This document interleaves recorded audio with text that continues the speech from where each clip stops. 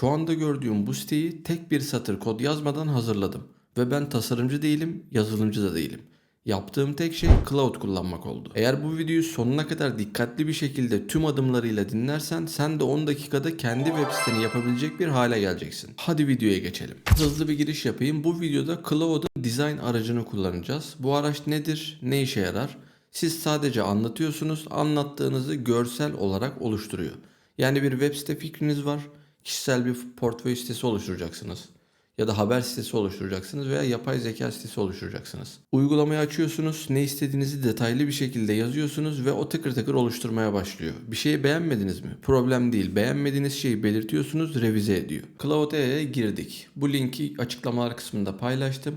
Daha sonra burada Products altında kod ve design var. Biz design'ı kullanacağız ama kod özelliği de efsane. Bir sonraki videoda kod özelliğinden bahsedeceğim. Neler yapabileceklerinize inanmayacaksınız. Eğer o videoyu da kaçırmak istemiyorsanız ve benim anlatımımı veya tarzımı severseniz aşağıdan abone ol butonuna basmayı kesinlikle unutmayın. Efsane yapay zeka içerikleri paylaşıyorum. Neyse, reklamı yaptığıma göre videoya geçebiliriz. Design tarafına tıkladık. Tıkladıktan sonra bizi yeni bir sekmede Cloud AI/Design'e yönlendirdi. Burası açıldıktan sonra Product Wireframe'e tıklıyoruz ve önümüze bir sayfa daha açılıyor. Burada isterseniz screenshot ekleyebiliyorsunuz. Nedir bu screenshot eklemek? Örneğin bir web sitesi var, çok beğendiniz ve benzerini yapmak istiyorsunuz. Ama bir yazılımcıya gittiniz, sizden 50 bin 100 bin lira para istedi. Hemen geliyorsunuz, o sitenin screenshotlarını buraya yüklüyorsunuz ve Cloud sizin için bütün web siteyi oluşturuyor. Ve maksimum vereceğiniz 20 dolar, o da aylık. O kadar. 20 dolara kendi sitenizi çok rahat bir şekilde yapabiliyorsunuz. Tabii ki ücretsiz olarak da bunu yaptırabilirsiniz ama daha limitli bir şekilde kullanabiliyorsunuz. Bunu baştan belirtmiş olayım. Şimdi aşağıya geldik. Aşağıda bir prompt yazma kısmı var. Benim daha önceden yazdığım bir prompt var. Prompt'u neye göre yazdım? emrecanöndeş.com adında bir sitem var. Bu bir portföy sitesi olacak. Kendi yaptığım işleri anlatacağım veya yeni işler aldığımı belirteceğim. Bu şekilde bir site olacak. Prompt'u yine Cloud aracını kullanarak yap. Cloud'a durumu belirttim. Böyle bir web sitesi yapacağım. Bu web sitesi için bir prompt yaz dedim. Sağ olsun benim için hazırladı. Şimdi prompt'u okuyayım, ardından gönderelim. Dedim ki bana modern koyu temalı animasyonlu tek sayfalık bir kişisel portföy sitesi tasarla. Bölümleri şu şekilde olacak. Hero kısmı, büyük isim, kısa etkileyici slogan, iletişime geç butonu. İkinci kısım hakkımda kısmı. Burada kısa bir biyografi artı profil görselini koyabileceğim bir yer olsun dedim. Daha sonra yaptığım işler 3 kartlık proje galerisi ve dördüncü kısımda da iletişim, e-posta ve sosyal medya ikonları koy dedim. Stiline de koyu lacivert arka plan, vurgu renkleri, işte modern kalın başlık fontları olsun, yumuşak scroll geçişler olsun ve en önemlisi de mobil uyumlu olsun dedim ve gönderdim.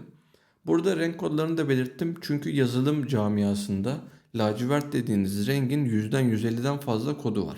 Yani lacivert adı altında bir sürü kod var. Ben bana en uyanını tercih ederek bunu seçeceğim.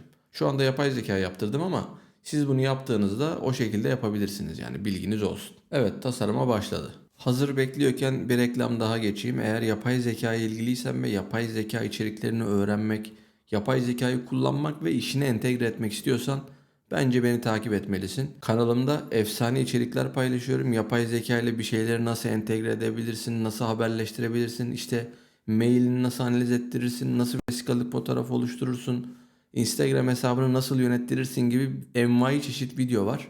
Bu videoları merak ediyorsan profilime girip izleyebilir. Eğer beğendiysen de abone olabilirsin. Videoya devam edelim. Evet, tek sayfalık portföy hazır dedi. Ne yaptı, hemen inceleyelim. Şimdi burada yeni projeleri açık butonu ekledi. Burada bir buton yanıp sönüyor. İsmi Elif Yılmaz yaptı. Buraları revize ettireceğiz. Bir sonraki adım zaten bu. Daha sonra fikirleri pikselden ürüne dönüştüren işte bir tasarımcı dedi. Buralara butonları koydu. Butonların üstüne geldiğimde şöyle bir hover efekti var. O sayede daha böyle şık duruyor, güzel duruyor. Kaydır dedi. Aşağı kaydıralım. Hakkımda kısmına geldi. Merhaba, ben Elif. İşte yıllardır şu işi yapıyorum, bunu yapıyorum. Vırt zırt, yani burası işin hikaye kısmı. Daha sonra profil görseli kısmına ekledi. Buraya profil görseli ekleyeceğiz. Bu da videonun ilerleyen dakikalarında göreceğimiz şeyler. Daha sonra seçilmiş projeler, yani yaptığım işler kısmına ekledi.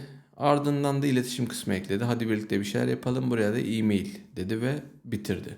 Şimdi revizyonlarımızı yazalım. Birinci revizyonumuz şu olsun. Hero bölümündeki ismi daha büyük bir şekilde tasarla diyelim. 2 diyelim. İsmi Emrecan öndeş olarak her yerde revize et diyelim. Bu da tamam. Üçüncü kısımda da diyelim ki işler sayfasının öncesine müşteri yorumları sayfası ekle ve 3 müşterinin yorumu görünsün. Fotoğrafları temsili olarak kendin oluşturabilirsin diyelim. Bir de butonların hover efektini daha belirgin yap diyelim. Son olarak da bu portföy sitesi yapay zeka çözümleri için oluşturuluyor. Tüm açıklamaları vesaire buna göre revize et diyelim ve gönderelim. Evet, düzenleme kısmı bu kadar basit. Sadece ne istediğinizi yazıyorsunuz. O düzenliyor. Bir sonraki adımda fotoğraf eklemeyi de göstereceğim. Biraz daha sabır. Evet, tüm güncellemeleri tamamladı. Hemen inceleyelim. Neler istemiştik bakalım. Hero bölümündeki ismi daha büyük şekilde tasarla demiştik. Daha büyük bir hale dönüştürmüş. Ama burada E harfinin üstüne binmiş. Bunu belirtelim. İsim, soyisim kısmında harfi harfinin üstüne binmiş. Öndeş soyadı kısmını biraz daha aşağıya al diyelim. Bu bir. İsmi Emrecan Öndeş olarak her yerde revize et dedim. Bu revizyonları yapmış. İşler sayfasının öncesine müşteri yorumları sayfası ekle demiştim. Hakkımdadan sonra gördüğünüz gibi müşteri yorumları sayfasını eklemiş ve şu efektleri falan çok iyi yapmış, yani gerçekten başarılı. Daha sonra yaptığım işler kısmı vesaire aynı. Burada emrecan@ondes.ai olarak ayarlamış maili ama tabii bunu revize ettirebiliriz. Daha sonra demişiz ki butonların hover efektini daha belirgin yap. O zaten aşikar bir şekilde belli. Şöyle bakalım. Gördüğünüz gibi hover efektleri daha belirgin. Ekstra olarak demişiz ki bu portföy sitesi yapay zeka çözümleri için oluşturuluyor. Tüm açıklamaları buna göre revize et. O revizyonları da yapmış. İşletmeleri yapay zeka ile geleceğe taşıyan bir AI çözüm mimarı. İşte üretken yapay zeka ile entegrasyonları ve akıllı otomasyonlarla veriyi gerçek bir değere dönüştürüyorum. Vesaire vesaire yani. Bu kısımları da halletmiş. Şimdi şu kısmı halledelim bir de.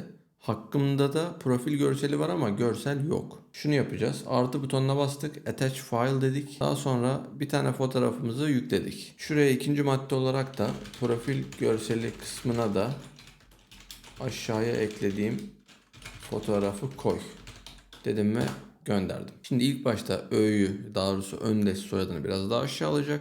İkincisinde de profil görselini ekleyecek. Bakalım yapabildi mi? Ne kadar yapabilecek görelim. Yani yapabileceğini biliyoruz ama işte adet yerini bulsun. Öndeşi ayarladım dedi. Artık aşağıda. Gerçekten doğru, aşağıda. Görseli de buraya ekledim dedi. Gördüğünüz gibi görseli de ekledi. Yani gerçekten muazzam bir işi başarmış oldu. Sonuç olarak web sitemizi bitirmiş olduk. Baştan sona bir daha bir scroll yapalım. Burada isim soy ismin yazdığı yer. Ardından hakkında kısmı geliyor. Ardından müşteri yorumları, yaptığım işler ve iletişim kısmı. İsmim, projelerim, animasyonlar, görseller, istediğim bütün detayları A'dan Z'ye çok kısa bir süre içerisinde yaptı. Video ne kadar sürdü bilmiyorum ama gerçekten 7-8 dakika gibi bir şeydir diye tahmin ediyorum. 7-8 dakikada sadece komut yazarak istediğim portföy sitesini yaptırabildim. Daha önceden bunları yazılımcılara on binlerce liralara yaptırabiliyorduk veya hazır olarak satılanlar bu kadar güzel değildi. Bunu hepimiz biliyoruz. Sıfır kod, sadece 7-8 dakikada bu siteyi oluşturmuş olduk. Devir artık yapay zeka devri. Yani eğer bir fikriniz varsa bu fikri gerçekleştirebileceğiniz bir dönemdesiniz. Hem de çok ucuza gerçekleştirebileceğiniz bir dönemdesiniz. Bu yüzden size tavsiyemdir. Aklınızdaki bütün fikirleri girin, uygulayın abi. Yapın. Deneyin. Olmazsa da tecrübe etmiş olursunuz. En fazla tecrübe olmuş olur. Ama bir şeyleri öğrenmiş, kendinize bir değer katmış olursunuz. Neyse, bu başka videonun konusu. Bunlara hiç girmiyorum. Bu videoyu beğendiyseniz emeğe saygı olarak bir beğeni butonuna basabilir ve eğer tarzı beğendiyseniz, yapay zeka ile ilgiliyseniz bana abone olabilirseniz çok sevinirim. Diğerki videolarda görüşmek üzere diyorum. Kendinize çok iyi bakın. Hoşça kalın. Bay bay.